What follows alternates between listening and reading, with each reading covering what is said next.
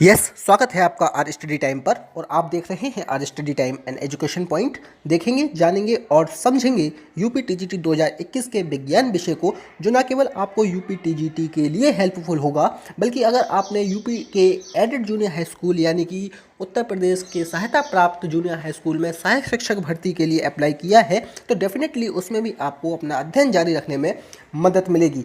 इसी चीज़ को ध्यान में रखते हुए हम आपके लिए एक सीरीज़ लेकर आए हैं, सफलता सीरीज़।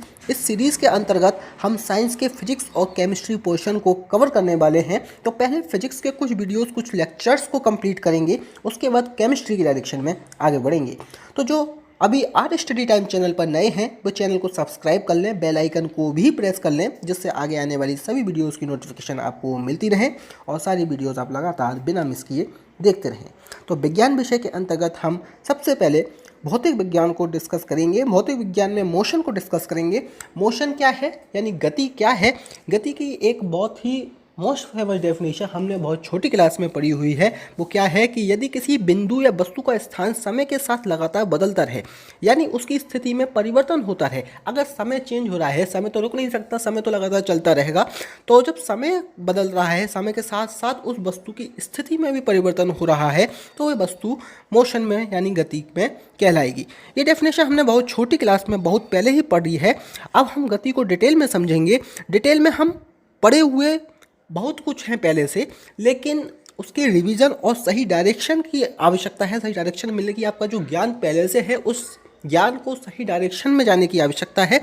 तो उसी चीज़ को दृष्टि में रखते हुए हम इसको पढ़ने वाले हैं और डिटेल में जानेंगे। एकदम बेसिक से स्टार्ट करेंगे और थोड़ा सा हाई लेवल तक जाएंगे, जैसे यूपी टीजीटी जैसे एग्ज़ाम और सहायता उत्तर प्रदेश के सहायता प्राप्त जो सहायक शिक्षक अध्यापक भर्ती परीक्षा है, ऐसे एग्जामों में आपको दिक्कत का सामना ना करना पड़े। तो गति के विषय में कहा गया है कि यदि वस्तु की स्थिति में समय के साथ परिवर्तन हो रहा है तो वह गतिमान है। तो क्या वह सभी वस्तुएं जो अपने स्थान समय के साथ बदल रही हैं गतिमान कहलाएंगी?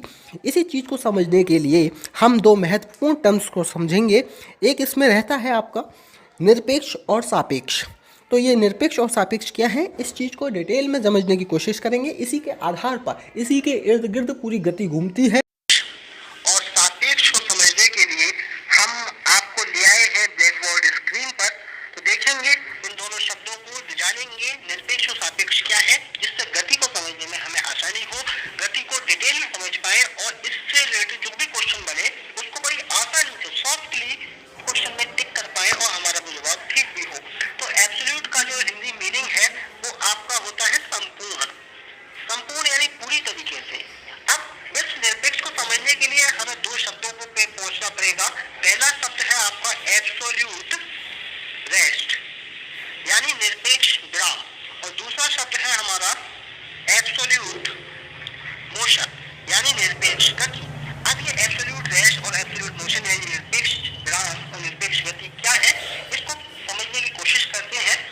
दोनों का अर्थ ही यह है कि पूरी तरीके से विराम में होना या पूरी तरीके से मोशन में होना, क्योंकि एब्सोल्यूट का मतलब ही पूरी तरीके से संपूर्ण है। तो पूरी तरीके से रेस्ट और पूरी तरीके से मोशन में होना, ये हो गया इसका मतलब। यानी कि एब्सोल्यूट रेस्ट का मतलब हो जाता है कि पूरी तरीके से विराम में है, उसका किसी से कोई मतलब नहीं है, तो अपने आप में विराम में है तो है। और इसी तरीके से एब्सोल्यूट मोशन का मतलब हो गया, कोई चीज अगर मोशन में गति में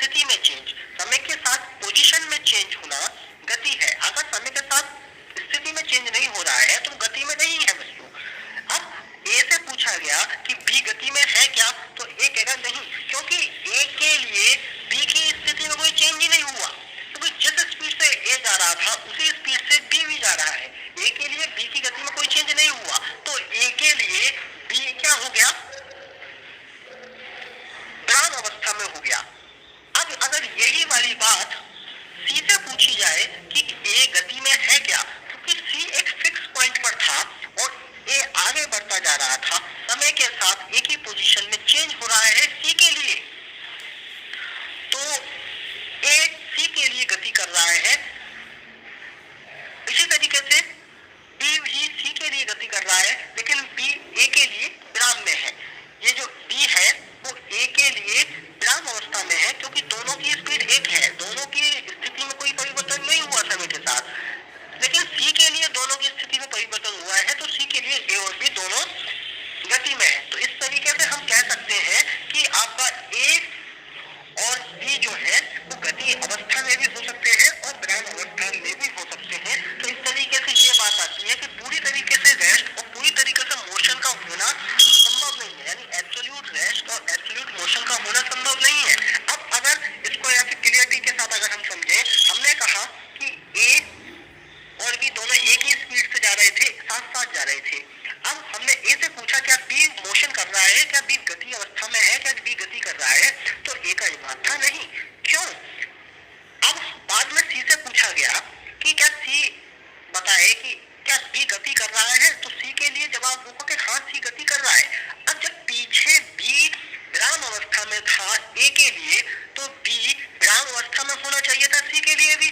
तो ये वाली बात यहाँ से क्लियर होती है कि एब्सोल्यूट रेस्ट का होना संभव नहीं है, यानी बी विराम अवस्था में था ए के लिए, तो सी के लिए भी विराम अवस्था में होना चाहिए था। अगर ये सी के लिए भी विराम अवस्था में होता तो इसको बोला जाता है एब्सोल्यूट रेस्ट, लेकिन सी के लिए वो गति अवस्था में है, इस वजह से ये संभव एब्सोल्यूट रेस्ट का होना संभव नहीं है। अब अगर इसी का उल्टा कर दें, सी से पूछा जाता पहले कि क्या बी गति अवस्था में है, तो सी का जवाब होता हाँ, सी का जवाब होता हाँ कि हाँ साहब बी जो है वो गति अवस्था में है। लेकिन यही जवाब अगर ए से पूछा जाता, अब क्योंकि ए और बी साथ साथ जा रहे हैं, जब ए और बी साथ साथ जा रहे हैं, एक ही स्पीड से जा रहे हैं, तो दोनों की स्थिति में कोई परिवर्तन नहीं हुआ, तो ए का जवाब होता कि नहीं बी गति अवस्था में नहीं है। तो अगर सी के लिए बी गति अवस्था में हो सकता है, तो ए के लिए बी गति अवस्था में क्यों नहीं हो सकता? तो इसका मतलब अगर ये होता, दोनों के लिए गति अवस्था में होता, तो इसको बोला जाता एब्सोल्यूट मोशन। क्लियर हो रही है ना बात? एब्सोल्यूट रेस्ट और एब्सोल्यूट मोशन ऐसा होना ही संभव नहीं है कि पूरी तरीके से रेस्ट हो या पूरी तरीके से गति हो। अब बात आती है सापेक्ष की।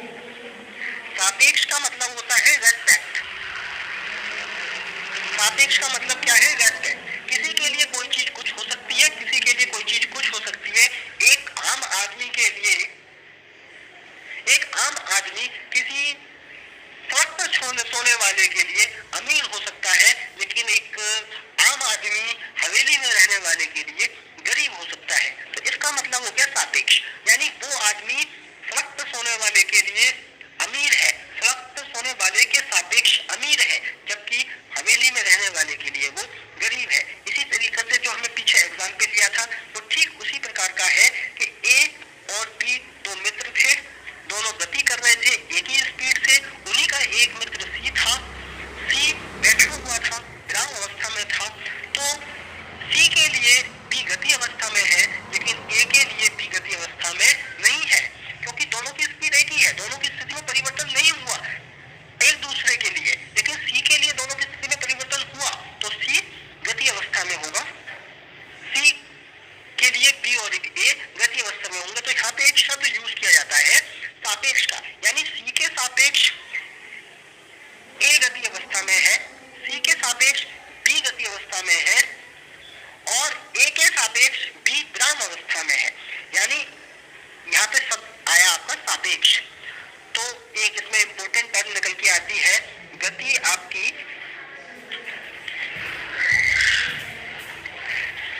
सापेक्ष प्रक्रिया है, यानी कि गति निरपेक्ष नहीं होती, सापेक्ष होती है। एक इंपॉर्टेंट क्वेश्चन यहाँ से बन जाता है कि गति निरपेक्ष है, सापेक्ष है, दोनों है, या कोई और चौथा एग्जाम्पल उसमें विकल्प दे दे, तो हमारा जवाब होगा गति एक सापेक्ष होती है।